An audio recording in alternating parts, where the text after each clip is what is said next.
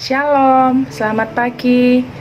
Kembali pagi hari ini kita bertemu dalam ibadah online Minggu 31 Mei 2020. Mari pagi hari ini saya mau ajak Bapak Ibu Saudara sekalian untuk kita mau menyembah dan meninggikan nama Tuhan.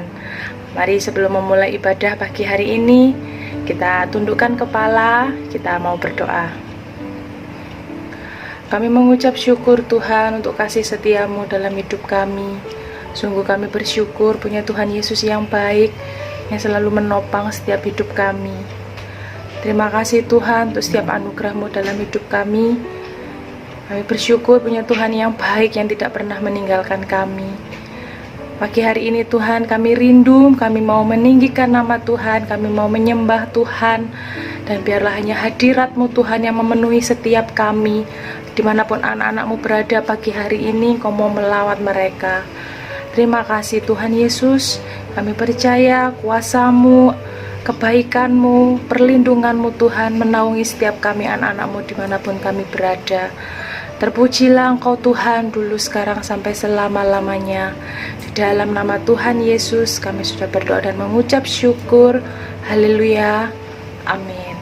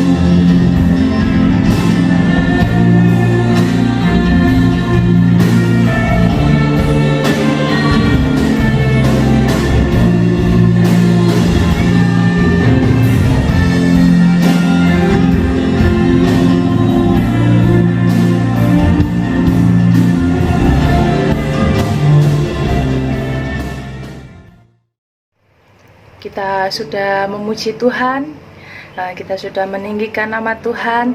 Mari sebentar kita akan mendengarkan berkat firman Tuhan. Kita satukan hati, kita akan berdoa. Terima kasih Tuhan untuk kebaikan-Mu dalam hidup kami. Sungguh kami bersyukur untuk setiap kebaikan Tuhan. Kami sudah menyembah, kami sudah memuji-Mu Tuhan. Biarlah setiap pujian yang kami naikkan boleh menjadi dupa yang harum di hadirat-Mu, boleh menyenangkan hati-Mu, dan boleh membawa kekuatan dalam hidup kami. Terima kasih Bapa. Lalu sebentar kami akan mendengarkan berkat firman-Mu. Kau urapi kami, Kau urapi hati kami, kami boleh mendengar, mengerti, dan melakukan firman Tuhan dalam hidup kami. Biarlah firman yang kami dengar boleh menjadi kekuatan dalam hidup kami, boleh menjadi rema, dan nama Tuhan yang dipermuliakan. Kau berkati hamba-Mu yang akan menyampaikan berkat firman-Mu. Kau mau urapi, Kau mau tutup bungkus dengan kuasa darah-Mu. Biarlah apa yang disampaikan boleh menjadi kekuatan untuk setiap kami, boleh memberkati kami dimanapun kami berada pagi hari ini. Terima kasih Tuhan Yesus. Di dalam nama Tuhan Yesus kami sudah berdoa dan mengucap syukur. Haleluya. Amin.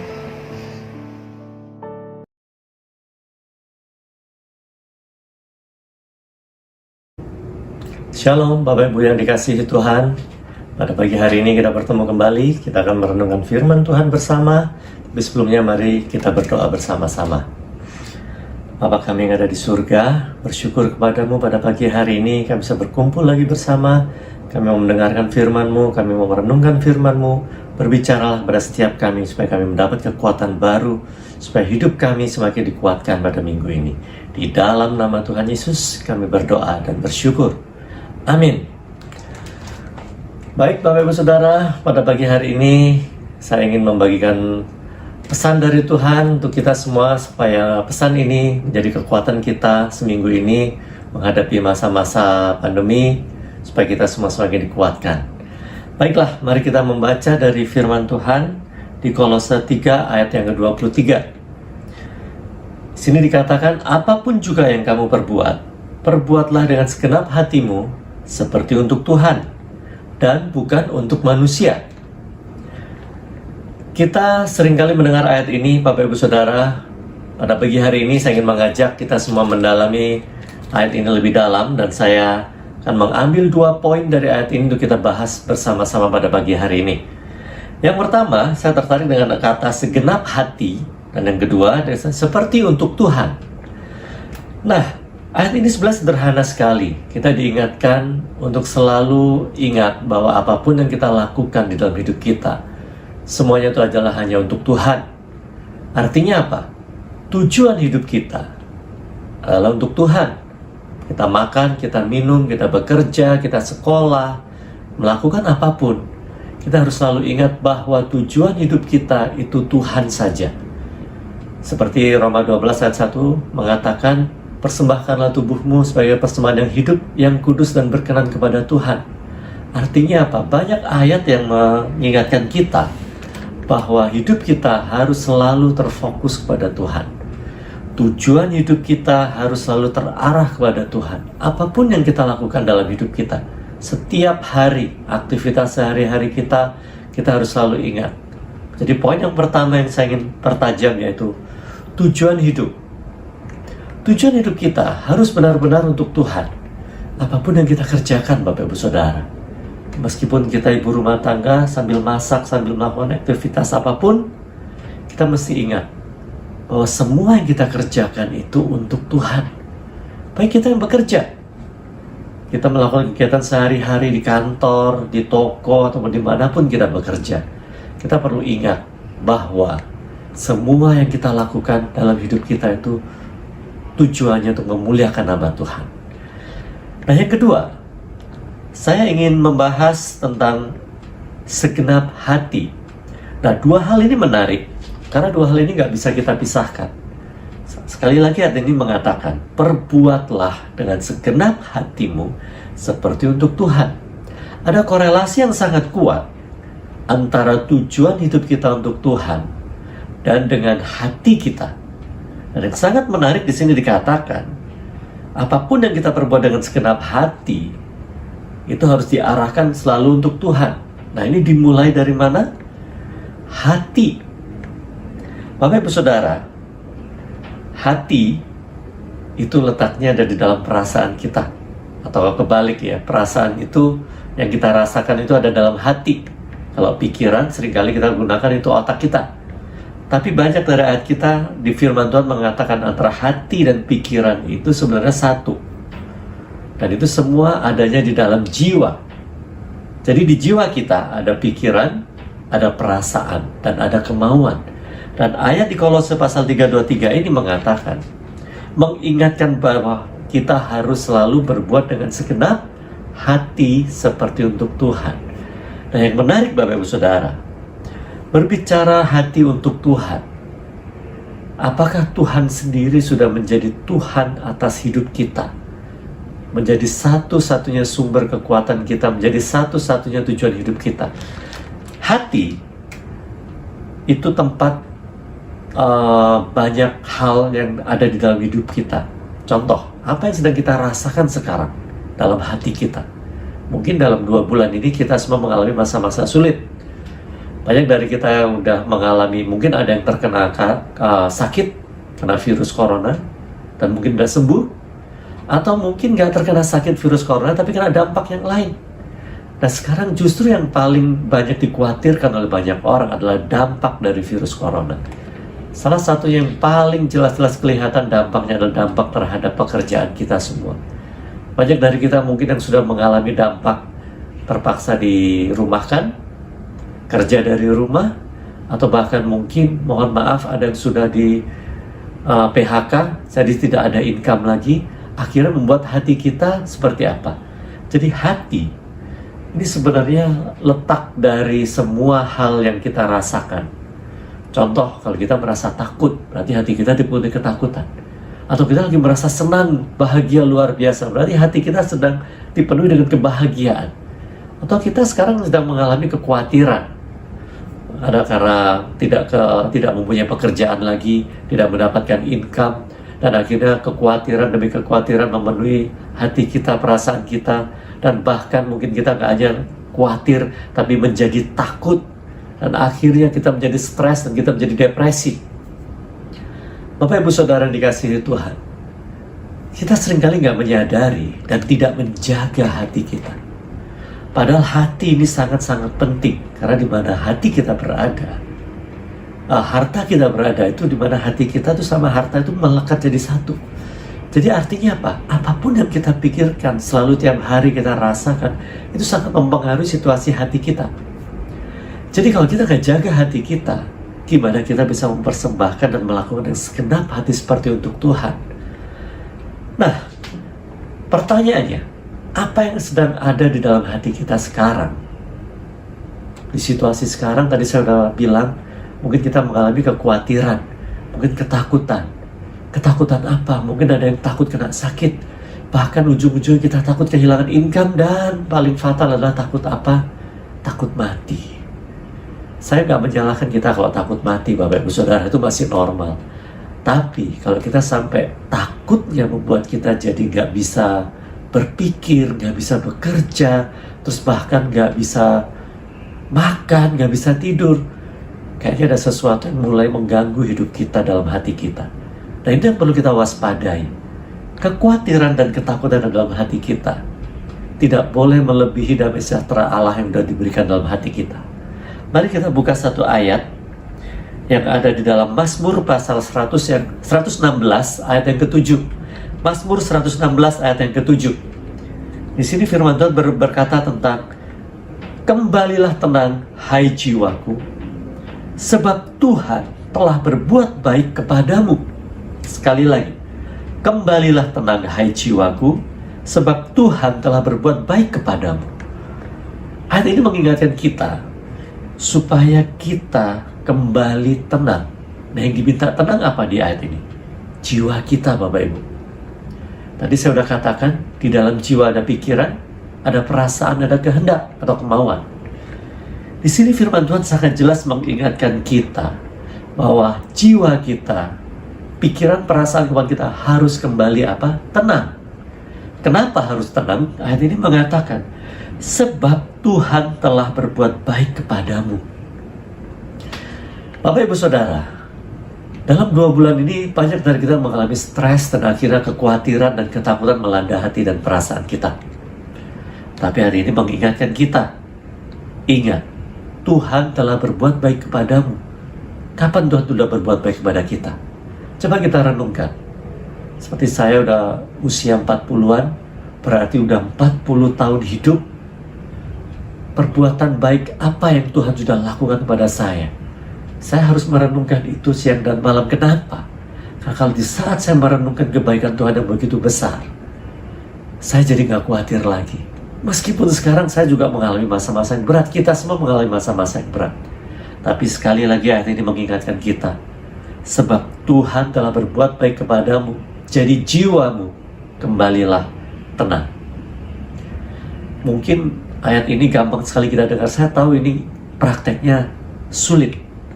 Tapi ingat, tidak ada yang sulit kalau kita mempraktekkan firman Tuhan.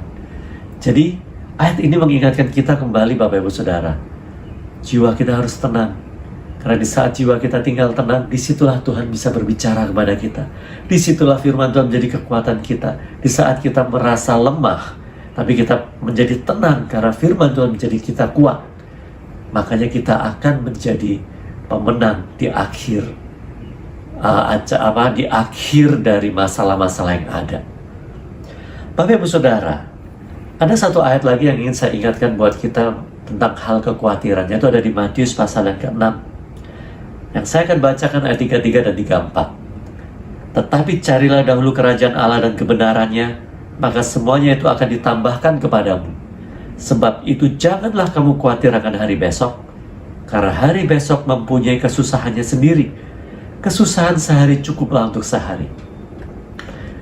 Di ayat sebelumnya dikatakan, janganlah kamu khawatir mengenai banyak hal, apa yang akan kita pakai, apa yang akan kita makan, karena segala sesuatu itu Tuhan sudah siapkan sebenarnya. Bagian kita apa Bapak Ibu Saudara? Di sini diingatkan, carilah dahulu kerajaan Allah dan kebenarannya. Artinya apa? Kita harus menjadi pelaku firman dulu. Firman tadi berbicara, jadilah tenang. Ingatlah bahwa Tuhan sudah berbuat baik kepadamu. Hendaklah firman ini menjadi kekuatan kita. Dan ini harus kita dulukan. Kalau kita mendahulukan kebenaran Tuhan, maka yang lain-lain akan ditambahkan kepadamu. Ini bukan hanya berbicara tentang berkat jasmani Bapak Ibu Saudara. Tapi di saat kita mengalami ketakutan, kekhawatiran, Tuhan akan memberikan lagi kekuatan melalui firman-Nya. Kalau kita mendahulukan kebenaran Tuhan, mencari dahulu wajah Tuhan, kita akan mendapat kekuatan. Saya memotivasi kita semua di masa-masa seperti ini, mari kita mengambil waktu lebih banyak untuk merenungkan firman Tuhan. Baca firman, renungkan, lebih banyak berdoa supaya apa? Jiwa kita menjadi kuat. Kalau jiwa kita kuat, kita bisa dengan segenap hati, dengan full power, bukan cuma memikirkan masalah-masalah kita, tapi kita akan tetap terarah kepada Tuhan. Dan kita menjadi, hidup kita menjadi maksimal dan fokus untuk kemuliaan Tuhan. Sebagai penutup, saya akan membacakan satu ayat di 1 Korintus pasal yang 10 ayat yang ke-13. Ayat ini juga sering kita dengar, tapi kali ini saya akan membacakan dari versi Bahasa Indonesia Masa Kini, BIMK. Saya diberkati sekali dengan versi BIMK ini. Saya akan bacakan buat saudara. 1 Korintus pasal 10 ayat yang ke-13. Setiap cobaan yang saudara alami adalah cobaan yang lazim dialami manusia. Tetapi Allah setia pada janjinya. Ia tidak akan membiarkan saudara dicobai lebih daripada kesanggupanmu. Pada waktu saudara ditimpa oleh cobaan, Ia akan memberi jalan keluar kepadamu untuk menjadi kuat supaya saudara dapat bertahan. Bapak Ibu Saudara, yang paling kita perlu perhatikan di ayat ini yang menarik, cobaan yang kita alami, di sini dikatakan itu semua cobaan yang lazim dialami oleh semua manusia. Apalagi masa-masa sekarang, bukan cuma saudara yang mengalami masalah, tapi siapapun di muka bumi ini mengalami masalah yang sama. Dan firman Tuhan mengatakan apa? Allah setia pada janjinya. Itulah sebabnya kenapa saya memotivasi saudara semua untuk banyak baca firman. Karena janji-janji Allah ada di dalam firman Tuhan. Mari kita baca firman supaya kita semakin dikuatkan oleh janji-janjinya. Dan Allah setia pada janjinya. Dikatakan lebih lanjut, Dia tidak akan membiarkan saudara dicobai lebih daripada kesanggupanmu. Artinya, Tuhan tahu bahwa sebenarnya kita kuat. Ini yang perlu kita imani. Tapi kita bukan cuma imani tanpa baca firman. Kita harus kuat dengan firman. Penuhi hati kita dengan janji-janji Tuhan. Dan lalu dikatakan lagi, pada waktu saudara ditimpa oleh cobaan, Dia akan memberi apa? Jalan kepadamu supaya kamu menjadi kuat dan dapat bertahan. Bapak Ibu Saudara, seorang pemenang adalah seorang yang mampu bertahan sampai akhirnya, sampai mencapai garis finish, sampai dia mencapai garis kemenangan. Dan ayat ini mengingatkan kita dan menguatkan kita. Apapun yang kita alami, pencobaan-pencobaan apapun, itu biasa, itu lazim. Dan Dia, sumber kekuatan itu, sudah mengatakan juga Dia akan memberi kita kekuatan untuk mampu bertahan menghadapi segala macam pencobaan. Sehingga kita bisa menjadi pelaku firman. Perbuatlah segala sesuatu dengan segenap hatimu, seperti untuk Tuhan. Saudara dikasihi Tuhan, biarlah pagi hari ini kita semakin dikuatkan oleh firman Tuhan ini dan janji-janji Tuhan melalui firman Tuhan pada pagi hari ini. Mari kita bersama-sama hidup fokus pada tujuan hidup kita memuliakan Tuhan. Dengan segenap hati melakukan hidup kita, pekerjaan kita sehari-hari, aktivitas kita. Seperti untuk Tuhan dan segala kemuliaan untuk Tuhan kita. Mari kita berdoa. Terima kasih ya Tuhan buat kebenaran firman yang sudah kami dengar pada pagi hari ini. Biarlah firman ini menjadi kekuatan kami untuk kami hidup memuliakan nama-Mu, bertahan di masa sulit ini. Dan kami percaya bersama dengan Engkau, kami menjadi pemenang Tuhan. Terima kasih buat kasih-Mu, buat kebaikan-Mu, buat firman-Mu pada pagi hari ini. Biarlah firman-Mu menjadi kekuatan kami, dan firman-Mu itu menjadi pelita yang terang buat langkah-langkah kami ke depan, menjalani hidup kami. Terima kasih ya Tuhan. Berdoa buat saudara-saudaraku di gereja-Mu. Berkati, beri kekuatan baru, pengurapan baru. Supaya mereka semua diberi kekuatan untuk melangkah dalam iman. Diberi kekuatan dan menjadi saksi-saksi-Mu, memperoleh kemenangan dalam masalah-masalah mereka. Terima kasih ya Tuhan, segala hormat pujian hanya bagi Engkau. Di dalam nama Tuhan Yesus, kami berdoa dan mengucap syukur. Amin. Terima kasih, Tuhan Yesus memberkati.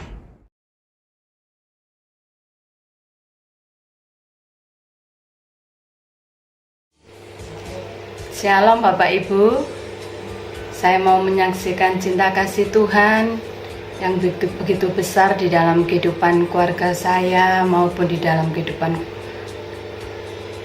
keluarga saya. Tuhan itu terlalu baik di dalam kehidupan saya.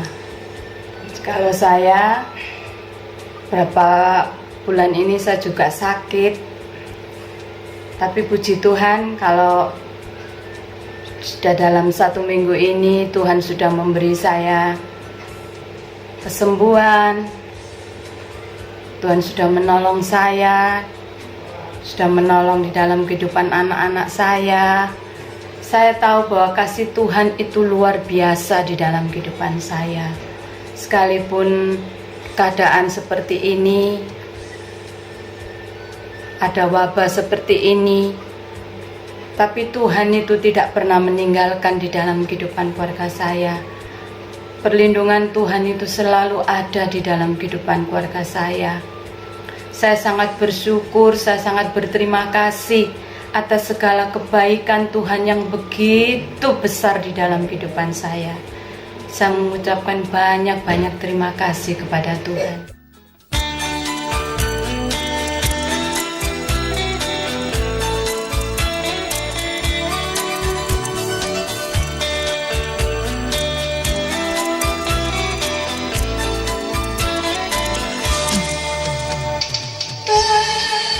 Berbahagia orang yang kesukaannya dialah para Tuhan yang merayakan siang dan malam.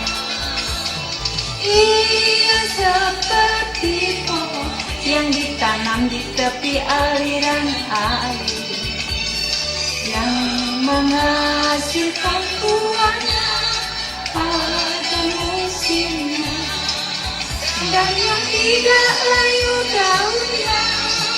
Apa saja yang diperbuatnya pasti berhasil. Mazmur 1 ayat 1 sampai dengan 3. Berbahagia orang yang tidak bersalah menurut nasihat orang fasik, yang tidak berdiri di jalan orang berdosa, dan yang tidak hidup dalam kumpulan pencemooh. 2. Tetapi yang kesukaannya ialah Taurat Tuhan, dan yang merenungkan Taurat itu siang dan malam. Ia seperti pohon yang ditanam di tepi aliran air, yang menghasilkan buahnya pada musimnya. Mazmur 23. Tuhan adalah gembalaku, takkan kekurangan aku.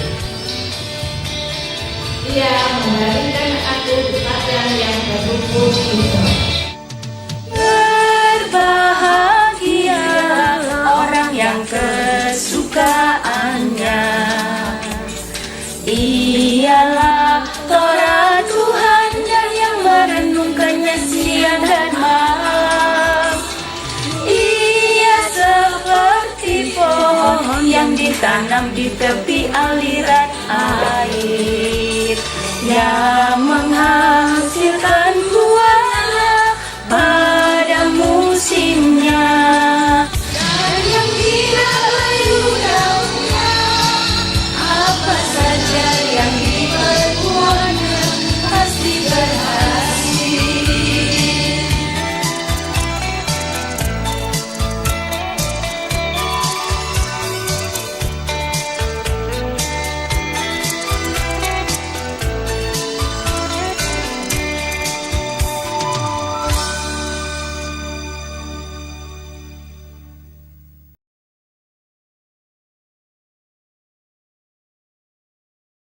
Doa berkat.